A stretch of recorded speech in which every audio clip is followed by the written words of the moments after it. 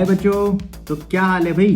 तो यार आज अपन एक बहुत ही सिंपल सा एग्जांपल या इलस्ट्रेशन को ट्राई करने वाले हैं। इसमें मैंने एक सिंपल सा कांस्टेंट एक्सेलरेशन का प्रॉब्लम लिया है, जिसमें हम देखेंगे कि एक पार्टिकल है या कोई भी एक बॉडी है वो किस तरीके से कांस्टेंट एक्सेलरेशन की कंडीशन में मूव करता है। और इसी के बाद में एक और वीडियो बनाने वाला हूँ जिसमें हम वेरिएबल एक्सेलरेशन की बात करेंगे और देखेंगे वहां पे क्या चीज होती है और किस तरीके से उन प्रॉब्लम्स को सॉल्व किया जा सकता है। तो मैं आपसे रिक्वेस्ट करूंगा कि आप इस वीडियो को यहीं पे पॉज करके एक बार इस इलस्ट्रेशन को ट्राई कीजिए और जब मैं इसके बाद सॉल्यूशन बताऊंगा तो आप चेक करिएगा कि आपने सही किया है कि नहीं। सो मेन चीज है कि थॉट प्रोसेस आप में डेवलप होनी चाहिए कि आप किस तरीके से सोच पाते हो मोशन को। So that's the most important thing जो इस टाइप के सवालों में हमें सीखना चाहिए। तो जो प्रॉब्लम है वो हमें ये बता रहा है कि एक पार्टिकल है, कोई भी एक छोटी सी बॉडी है, कुछ भी हो सकता है, जो कि स्टार्ट्स टू मूव, मतलब वो शुरू में रेस्ट पे था और फिर वो चलना शुरू किया, मतलब उसकी इनिशियल वेलोसिटी जो थी वो जीरो थी क्योंकि वो रेस्ट पे था, and then it starts to move. ये आपको समझना चाहिए। और एक्स वाई प्लेन में 2D में चल रहा है, ठीक है, 2 डायमेंशंस में चल रहा है और बोल रहे हैं एक्सेलरेशन जो है वो 2 मीटर पर सेकेंड स्क्वायर है और 37 degree with the x axis है। मतलब अगर मैं एक्स एक्सिस सोचूं तो उससे 37 डिग्रीज पे ये एक्सेलरेशन लग रहा है। तो हमने अपने एक्सेलरेशन वाले वीडियो में एक चीज देखी थी कि अगर कोई बॉडी रेस्ट पे है और उस पर कोई फोर्स लगे तो वो एक्सेलरेशन प्रोड्यूस करेगा, और जिस भी डायरेक्शन में नेट फोर्स या नेट एक्सेलरेशन होगा रेस्ट से छोड़ने पे वो उसी डायरेक्शन में मूव करेगा। तो यहां पे भी अगर आप ध्यान दो, जो पार्टिकल है वो सपोज कोई ओरिजिन पे था, हमने फ्रेम ऑफ रेफरेंस सेट कर लिया और यहां पे आप देख सकते हो कि जिस डायरेक्शन में उसका एक्सेलरेशन होगा उसी डायरेक्शन में वो मूव करेगा। तो हमें उसकी वेलोसिटी और डिस्प्लेसमेंट का पता लगाना है at t equals to 5 second. बोले तो 5 सेकेंड के बाद वो कहां पे होगा और उसकी वेलोसिटी कितनी होगी ये पता लगाना है। तो हमने अपने एक्सेलरेशन वाले वीडियो में चीज देखी थी कि हम इस तरीके के मोशन को x में और y में दो इंडिपेंडेंट मोशंस के तौर पे इसको स्टडी कर सकते हैं। मतलब x में आप अलग से कर लो, y में आप अलग से काम कर लो, और जब वेक्टर फॉर्म में आप लिखोगे तो दोनों को जोड़ के आप i और j और k में लिख सकते हो। तो वैसे ही हम यहाँ पे भी काम करने वाले हैं। तो सबसे पहले जो हमारा एक्सेलरेशन दिया है मैं उसके कंपोनेंट्स करने वाला हूँ। तो जैसे 2 मीटर पर सेकेंड 37 डिग्रीज पे दिया था, तो 37 डिग्री के लिए एक ट्राइंगल आप याद रख सकते हो जिसका परपेंडिकुलर होता है 3, बेस होता है 4 और हाइपोटेन्यूस होता है 5। तो अगर मैं साइन 37 निकालना चाहूँ तो परपेंडिकुलर अपॉन हाइपोटेन्यूस हो जाएगा, और कॉस 37 निकालना चाहूँ तो बेस अपॉन हाइपोटेन्यूस हो जाएगा। तो यहां से अपन साइन और कॉस की वैल्यूज निकाल सकते हैं। तो 2 cos 37 अपना हॉरिजॉन्टल कंपोनेंट हो जाएगा और 2 sin 37 अपना वर्टिकल कंपोनेंट हो जाएगा।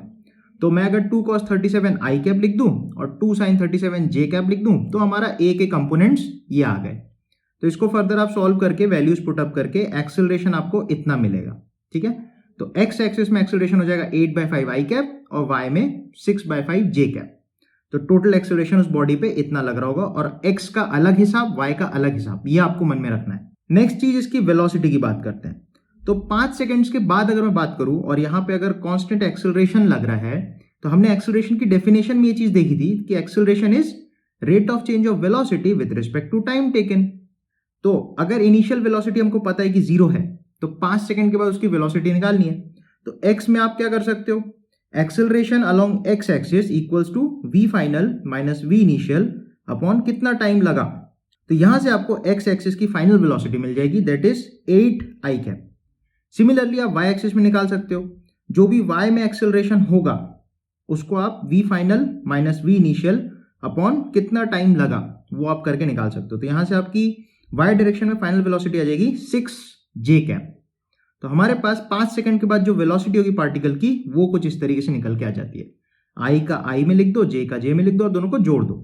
अब इसी को हम न्यूटन के जो इक्वेशंस ऑफ मोशन है उससे भी सॉल्व कर सकते हैं। तो न्यूटन की वन ऑफ द इक्वेशन है v equals to u plus at, जहां पे v आपकी फाइनल वेलोसिटी होती है, u आपकी इनिशियल वेलोसिटी होती है, a आपका एक्सेलरेशन होता है और t आपका कितना टाइम इंटरवल लगा उस मोशन के लिए वो होता है। तो 5 सेकेंड के बाद अपन बात कर सकते हैं, x में आप v लिख सकते हो, vx equals to ux plus axt, मतलब पूरा x में काम हो रहा है। तो vx अगर आप निकालोगे तो इनिशियल वेलोसिटी x में तो 0 है तो उसको अपन ने 0 डाल दिया, एक्सेलरेशन x में 8/5 आया था और टाइम है अपना 5 सेकेंड।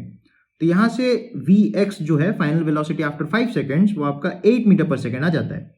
सिमिलरली आप vy निकालोगे तो uy plus ayt, again initial velocity तो 0 है अगेन y में, और ए वाई अपना 6/5 है और टाइम इंटरवल 5 सेकेंड्स है, तो वी वाई आपका 6 मीटर पर सेकेंड निकल आएगा। तो इसको अगर आप आई और जे में लिखो तो आपकी जो फाइनल वेलोसिटी है 5 सेकेंड के बाद वो इतनी निकल के आ जाएगी। नेक्स्ट हम डिस्प्लेसमेंट निकालना चाहते हैं, तो डिस्प्लेसमेंट के लिए अगेन न्यूटन की सेकंड इक्वेशन जो है S equals to u t plus half a t square, जहां S डिस्प्लेसमेंट होता है, U आपका इनिशियल वेलोसिटी, T आपका टाइम होता है, A आपका एक्सेलरेशन होता है और अगेन T आपका टाइम इंटरवल होता है। तो यहाँ पे अगर हम डिस्प्लेसमेंट 5 सेकंड के बाद निकालना चाहते हैं तो x में अलग कार्यक्रम चलेगा, y में अलग कार्यक्रम चलेगा। तो x में आप निकालो तो again initial velocity along x 0 है, तो हाफ ए एक्स टी स्क्वायर, तो यहां से डिस्प्लेसमेंट अलोंग x एक्सिस आपका आ जाएगा कि वो x में कितना चलेगा 5 सेकेंड्स में। देन इसके बाद आप सेम काम y में करो, तो y में आप लिखोगे इनिशियल वेलोसिटी अलोंग y 0 है, तो ये वाला पार्ट 0 हो गया, half A Y T square, तो यहां से displacement along y axis 15 metres आ जाता है। तो जो फाइनल डिस्प्लेसमेंट है 5 सेकंड के बाद वो आएगा 20 आई कैप और 15 जे कैप, तो ये आपका डिस्प्लेसमेंट हो जाता है। तो इसके मोशन को समझने के लिए मैंने एक डायग्राम बनाया, चलो इसको देखते हैं। तो जो भी मोशन ऑफ पार्टिकल है उसको हमने एक्स और वाई एक्सिस में इस तरीके से प्लॉट कर लिया। तो इनिशियली वो t इक्वल्स टू 0 पे ओरिजिन से स्टार्ट कर रहा है, तो ओरिजिन पे वो बैठा है और बेसिकली जिस डायरेक्शन में एक्सेलरेशन है वो उसी डायरेक्शन मूव करेगा। तो हमेशा वो एक स्ट्रेट लाइन में जो 37 degree with the x axis बना रही होगी उसी लाइन पे वो हमेशा चलेगा, ये बात आपको समझनी है। और ऊपर जो हमने फॉर्मूलेज देखे उन फॉर्मूलेज का यूज करके आप अलग अलग टाइम्स पे अलग अलग उसकी पोजीशंस और अलग अलग उसकी वेलोसिटीज आप निकाल सकते हो। तो यहाँ पे जो पार्टिकल है वो हमेशा एक स्ट्रेट लाइन में चलेगा।